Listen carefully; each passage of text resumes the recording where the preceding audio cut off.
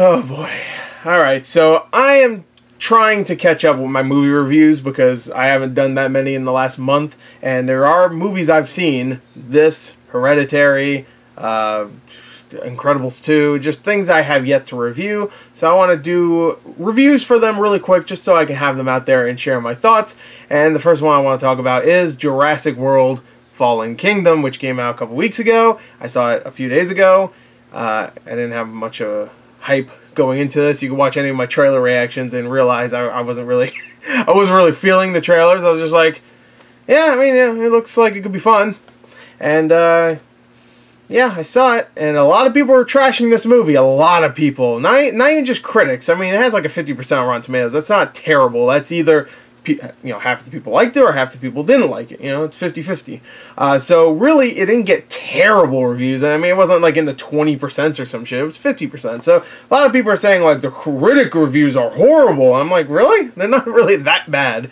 What I have been saying is, I guess you could say reviews on YouTube have been really bad, because there's been people I've been watching that have been saying they hated this. So I went in there not expecting much. I saw over a week later, didn't have any hype for it, and yeah, it's not very good. It really isn't.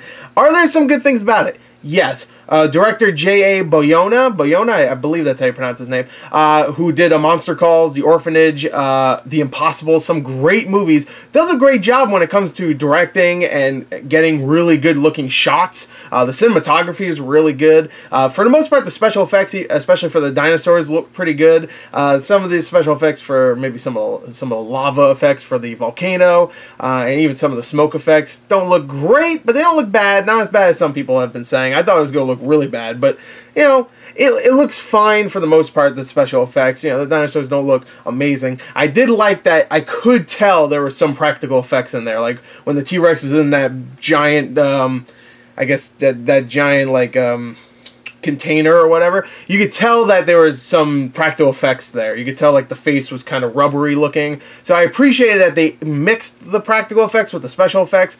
I wish they did more practical effects, but I did appreciate that they actually did go out of their way and do practical. I thought Chris Pratt had a decent performance. He was fun. His character is barely a character. I mean, most of the characters here are barely characters. They had these two new characters that were pretty much the kid characters in most Jurassic Park movies, except they were like in their like late teens, early 20s maybe. And they were kind of annoying. There's that one character that's like, she's a veterinarian who loves dinosaurs, but she's never seen one, and supposedly she like can work on dinosaurs. There's one part where she actually has to work on a dinosaur like a veterinarian, and she's not having any trouble with it, which I'm like, okay, but whatever, I don't give a shit. And she has a few moments that are really annoying. There's one part where she kind of becomes that, like, you know, like, I'm a tough woman. You can't talk to me like that. And then she talks to a man like shit, you know, right after that, which is ridiculous. So there's some scenes like that I just did not like. But for the most part, those characters were just there for comedic value, because they would always say, like, little things. They were also there to be the audience surrogate in a way for whenever they see a dinosaur, because, of course, Chris Pratt and Bryce Dallas Howard both have seen dinosaurs already, you know, in real life. So you have these two new characters that come up and haven't seen a dinosaur before, so they go, whoa, look at that.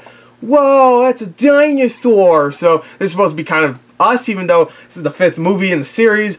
I don't feel the wonderment like I did when I first saw Jurassic Park. Jurassic World almost gave me that wonderment again because of it being just a long time since a new Jurassic Park movie came out. But yeah, that was probably the closest any of these Jurassic Park movies have gotten to Jurassic Park 1 when it comes to wonderment and amazement and whoa, dinosaurs. But yeah, this movie had pretty lame characters. Let's not screw around. I mean, Chris Pratt is fun to watch, but for the most part, all of the characters are really forgettable. The twist, there's one twist in this movie that I'm not gonna spoil just in case, but it's so fucking stupid and does not belong in any Jurassic Park movie. None. What do you do? Jurassic Park 1 was a straightforward, simple adventure movie with some horror elements, with some tension, with some great special effects for the time, and still pretty damn good now. That was a landmark movie. It really was. And this is just like, oh, we have to have a twist. Like, why? Why? Like, they even hint towards this twist throughout the entire movie. So it's not like they just brought it out of nowhere. They obviously were thinking, like, yeah, we need a twist, and we need to give them hints throughout the entire movie for this character that we just get introduced to and we don't give a fuck about. Like, I don't know. It was so weird. When it comes to some of the good stuff, like I said, some of the shots are really good. There's one shot of a dinosaur in a smoke cloud that's supposed to be kind of sad, and it actually did work. There's one shot that I thought was really good when Chris Pratt and Bryce Dallas Howard are in the water, and Bryce Dallas Howard is stuck in one of those giant ball things from Jurassic World. She's trying to get out of it, and Chris Pratt's trying to get her out of it. I thought that was a really good shot because it was all one shot, so I really liked that.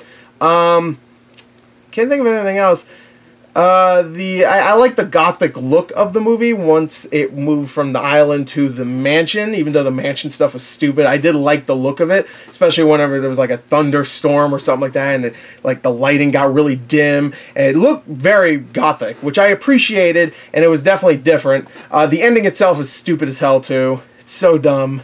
It's so dumb, and it actually kind of fits with why I didn't like the twist so much, because the twist actually makes it so that ending happened in a way. If you saw the movie, you know what I'm talking about. The ending is so dumb. But if the next movie continues with that ending and it just says screw it and goes dumb shit crazy, then I might be with it. If it just goes dumb shit crazy, I'll be like, okay, maybe I could see the next one being kind of fun in a stupid, goofy way. But really, at this point, I don't give a shit about this franchise. This is definitely the weakest movie of the series, I think. The second one's like a 6. The third one's like a 7. The last one's like a 7.5. The first one's like a 10 to me. And this one is like a 5. It really is. There's no horrible Jurassic Park movies, I don't think. But there's no great Jurassic Park sequels. That's one thing I will say. There is none. Jurassic World came close when it first came out. I actually really liked it when it first came out. Then I watched it a couple more times. I'm like, okay, the magic's kind of gone. But I still enjoyed that movie. So when it comes to sequels, that's probably my favorite one.